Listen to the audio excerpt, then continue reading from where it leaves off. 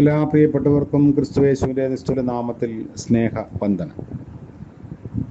ഹോശേയ പ്രവാചകന്റെ പുസ്തകം 2-ാം അധ്യായം അതിൻ്റെ 14 മുതൽ 16 വരെയുള്ള വാക്യത്തെ ആസ്പദമാക്കിയാണ് നമ്മൾ ചിന്തിച്ചുകൊണ്ട് ഇരിക്കുന്നത്. രണ്ടാമതായി അവിടെ കാണുന്ന ഒരു ഭാഗം മരുഭൂമിയിൽ കൊണ്ടുചെല്ലും എന്നതാണ്. മരുഭൂമിയുടെ അനുഭവം ജീവിതത്തിൽ അനിവാര്യമാണ്. ഈ ഭൂമിയിൽ ആരും അത് സ്വതവേ ആഗ്രഹിക്കുന്നില്ല. എന്നാലും ദൈവം തിരഞ്ഞെടുത്തവരും ദൈവം ഉപയോഗിച്ചിട്ടുള്ളവരുമായ എല്ലാവരും തന്നെ ജീവിതത്തിൽ മരുഭൂമിയുടെ അനുഭവത്തിൽ കൂടി എന്നെങ്കിലുമൊക്കെ കടന്നുപോയിട്ടുണ്ട്. ഇസ്രായേൽ മക്കൾ മിസ്രയീമിൽ നിന്ന് വിജയ ശ്രീലാളിതരായി പുറപ്പെട്ടപ്പോൾ കനാനിൽ ചെല്ലാൻ എളുപ്പ വഴികൾ പലതും ഉണ്ടായിരുന്നു.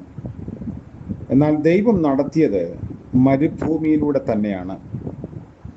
അവർക്ക് എങ്ങനെയെങ്കിലും പാലും തേനും ഒഴുകുന്ന ദേശത്ത് എത്രയും പെട്ടെന്ന് എത്തിയാൽ മാത്രം മതി. ഇത്രയും മഹാത്ഭുതങ്ങൾ ചെയ്ത മഹാദൈവത്തിന് മരുഭൂമിയിലൂടെ നടത്താതെ വേഗം അവരെ കനാനിൽ കൊണ്ടുവന്ന് കൂടെ എന്ന ചോദ്യം ഉയരാം. നീണ്ട വർഷങ്ങൾ അടിമകളായി കഷ്ടപ്പെട്ട് ജീവിച്ച അവർക്ക് ഇതുവരെയും ജീവിതത്തിൽ ഒരു ക്രമീകരണമോ അഭ്യാസനമോ ഒന്നും ലഭിച്ചിട്ടില്ല.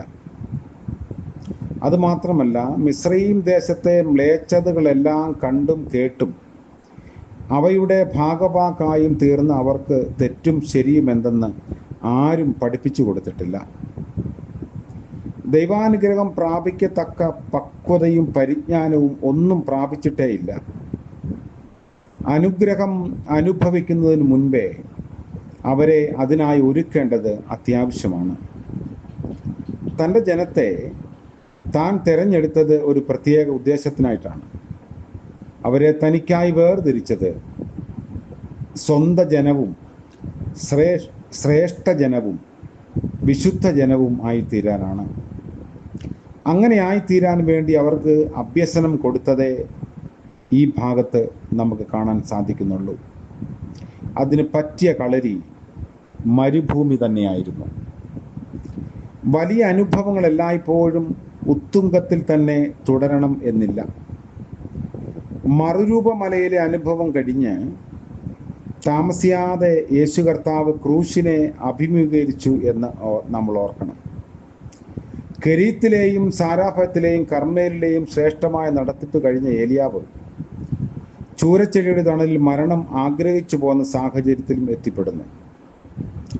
ദൈവത്തോട് പെനിയേലിൽ വെച്ച് മല്ലുപിടിച്ച ജയിച്ച യാക്കോബ് താമസിയാതെ ശേഖേമിൽ വളരെയധികം നഷ്ടം സംഭവിച്ചവനായി തീരുന്നു.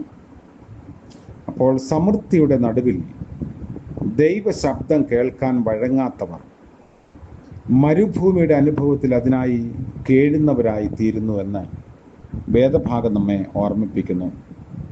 മരുഭൂമി അസാധ്യതകളുടെ ദർശനമാണ്. ജീവന്റെ നാമ്പുകളൊന്നും അവിടെ ഉടലെടുക്കാൻ സാധ്യതയില്ല. എന്നാൽ ഈ മരുഭൂമി നമ്മെ മെരുക്കി എടുക്കുന്ന ഇടമാണ്. പരുവപ്പെടുത്തിയെടുത്ത് ട്രാൻസ്ഫോം ചെയ്ത് നമ്മളാകേണ്ടുന്നത് പോലെ നമ്മളെ ആയിത്തീർക്കുന്ന ഇടത്തിൻ്റെ പേരാണ് മരുഭൂമി. ഇസ്രായേൽ ജനമല്ലാത്തവരായിരുന്നു എന്ന് പഠിക്കുന്നു. അങ്ങനെയുള്ളവരെ ജനമാക്കി തീർത്തത് മരുഭൂമിയുടെ അനുഭവമാണ്. ഹോശേയ പ്രവാചകൻ പറയുന്നു, ഞാൻ അവളെ വശീകരിച്ച് മരുഭൂമിയിൽ കൊണ്ടുചെല്ലും. അപ്പോൾ വ്യക്തിപരമായി ദൈവം ഇടപെടാൻ ആഗ്രഹിക്കുന്നു എന്ന് ഹോശേയ പ്രവാചകൻ ഓർമ്മിപ്പിക്കുന്നു. മരുഭൂമി അരക്ഷിതാവസ്ഥ ഉണ്ടാക്കാം, നിസ്സഹായത ഉളവാക്കാം, നിശബ്ദത നമുക്ക് സമ്മാനിക്കും, ഏകാന്തതയുടെ അനുഭവം നമ്മളെ വീർപ്പ് മുട്ടിക്കും. എന്നാൽ മരുഭൂമിയിൽ നമുക്ക് ഒരു രൂപാന്തരമുണ്ട്. മരുഭൂമി നമ്മളെ പരുവപ്പെടുത്തിയെടുക്കും. അതിനുവേണ്ടി മരുഭൂമിക്ക് സമാനമായ അനുഭവങ്ങളിലൂടെ ദൈവം തമ്പുരാൻ നമ്മളെ നടത്തും എന്ന് ഈ വേദഭാഗം ശക്തമായി നമ്മെ ഓർമ്മിപ്പിക്കുമ്പോൾ ജീവിതത്തിൽ അതിന് തുല്യമായ അനുഭവങ്ങളിൽ പതറിപ്പോകാതിരിക്കാനുള്ള ഒരു വലിയ താക്കീത് നമുക്ക് ലഭിക്കുന്നു.